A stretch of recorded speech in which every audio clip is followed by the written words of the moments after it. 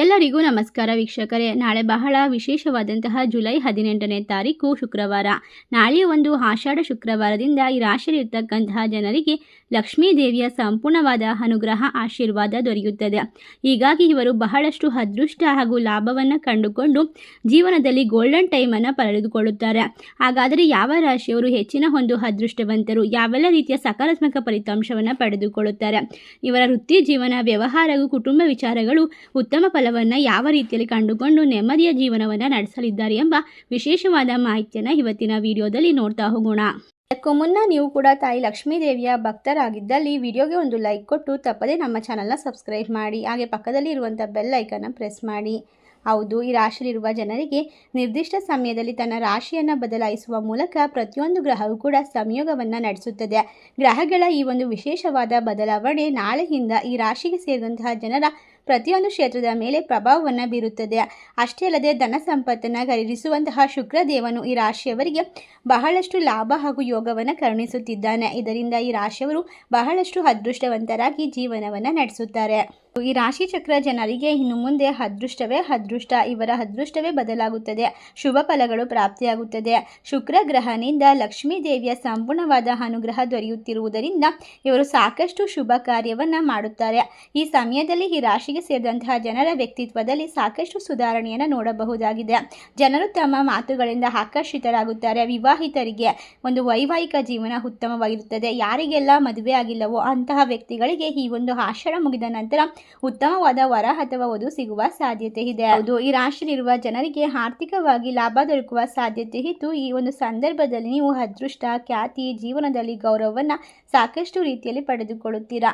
ಈ ಒಂದು ಸಂದರ್ಭ ಸಾಕಷ್ಟು ಅನುಕೂಲಕರವಾಗಿದ್ದು ನಿಮ್ಮ ಜಾತಕದಲ್ಲಿ ಲಗ್ನ ಸ್ಥಳದಲ್ಲಿ ನಿರ್ಮಾಣವಾಗುತ್ತದೆ. ಇದರಿಂದ ಈ ಸಮಯದಲ್ಲಿ ನಿಮ್ಮ ವ್ಯಕ್ತಿತ್ವದಲ್ಲಿ ಸುಧಾರಣೆ ಕಂಡುಬರುತ್ತದೆ. ಅಷ್ಟೇ ಅಲ್ಲದೆ ಈ ರಾಶಿಯ ಜನರ ವೈವಾಹಿಕ ಜೀವನ ಉತ್ತಮವಾಗಿರಲಿದ್ದು, ಜೊತೆಗೆ ನಿಮ್ಮ ಸಂಗಾತಿಯ ಸಹಾಯ ಕೂಡ ದೊರಕುತ್ತದೆ. ಪಾಲುದಾರಿಕೆಯಲ್ಲಿ ಕೆಲಸ ಮಾಡುವುದರಿಂದ ನಿಮಗೆ ಪ್ರಯೋಜನಕಾರಿಯಾದ ದಿನಗಳು ಆರಂಭ. ವ್ಯಾಪಾರಿಗಳಿಗೆ ಆರ್ಥಿಕವಾಗಿ ಉತ್ತಮ ಲಾಭ ಇರುವುದರಿಂದ ನೀವು ದೊಡ್ಡ ಕ್ಷೇತ್ರದಲ್ಲಿ ಹೂಡಿಕೆ ಮಾಡಬಹುದು. ಈ ಸಮಯದಲ್ಲಿ ನೀವು ಎಲ್ಲ ರೀತಿಯ ಆಸೆ ಆಕಾಂಕ್ಷೆಗಳನ್ನು ಈಡೇರಿಸಿಕೊಳ್ಳಲು ಸಾಧ್ಯವಾಗುತ್ತದೆ. ಈ ಒಂದು ಸಂದರ್ಭದಲ್ಲಿ ಉತ್ತಮ ಅವಕಾಶಗಳನ್ನು ಕೂಡ ಪಡೆಯುವ ಯೋಗ ದೊರಕುವುದು.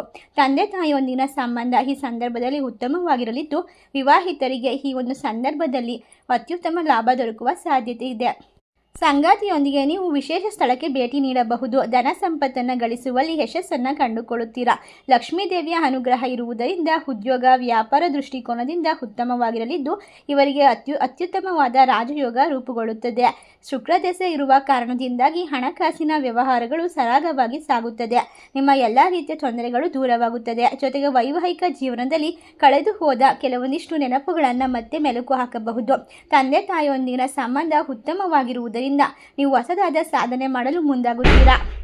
ವಿದ್ಯಾರ್ಥಿಗಳಿಗೂ ಕೂಡ ಈ ಒಂದು ಸಂದರ್ಭ ಅತ್ಯುತ್ತಮವಾಗಿದ್ದು, ಸಾಧನೆ ಮಾಡುವಂತಹ ವ್ಯಕ್ತಿಗಳಿಗೆ ಅತ್ಯುತ್ತಮವಾದ ಲಾಭ ದೊರಕುತ್ತದೆ. ನಿಮ್ಮನ್ನು ಎಲ್ಲರೂ ಕೂಡ ಪ್ರಶಂಸಿಸುತ್ತಾರೆ. ಹೆಚ್ಚಾಗಿ ಧಾರ್ಮಿಕ ಕಾರ್ಯಕ್ರಮಗಳಲ್ಲಿ ನಿಮ್ಮನ್ನು ನೀವು ತೊಡಗಿಸಿಕೊಳ್ಳಬಹುದು. ಮನೆಯಲ್ಲಿ ಸಂತೋಷದ ವಾತಾವರಣ ಇದ್ದು, ನಿಮ್ಮ ಮನೆಗೆ ಹೊಸ ಅತಿಥಿಯ ಆಗಮನವಾಗುತ್ತದೆ. ಸಂಗಾತಿಯ ಪ್ರತಿಯೊಂದು ಹೆಜ್ಜೆಯಲ್ಲಿ ನಿಮಗೆ ಸಹಾಯವನ್ನು ಮಾಡಲು ಸಿದ್ಧರಾಗಿರುತ್ತಾರೆ. ಕೆಲಸಕ್ಕೆ ಸಂಬಂಧಿಸಿದಂತೆ ನಿಮ್ಮ ಸ್ಥಿತಿ ಈ ಅವಧಿಯಲ್ಲಿ ಬಹಳಷ್ಟು ಉತ್ತಮವಾಗಿರುತ್ತದೆ. ಶುಕ್ರನ ಕಾರಣದಿಂದಾಗಿ ಈ ರಾಶಿಯವರು ಅದೃಷ್ಟದ ಸಂಪೂರ್ಣ ಬೆಂಬಲವನ್ನು ಕಂಡುಕೊಳ್ಳುತ್ತಾರೆ.